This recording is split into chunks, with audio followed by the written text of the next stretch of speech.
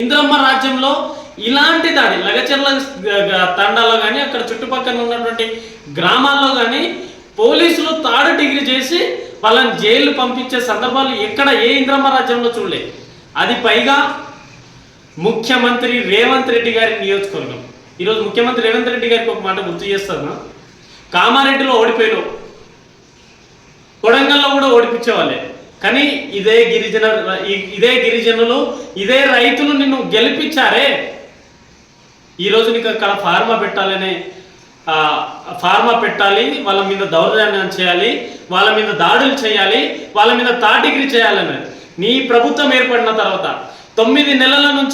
గత 9 నెలల నుంచి అక్కడ స్థానిక ఎమ్మెల్యే అయినటువంటి నువ్వు కనీసం పరామర్శించడానికి నీకు సమయం లేకపోతే, నిన్ను ఓటేసి గెలిపించినటువంటి నీ నియోజకవర్గం ప్రజల మీద నీకు పాలన మీద అంత పట్టు లేకపోతే తెలంగాణ ప్రజలను ఏం కాపాడతావు?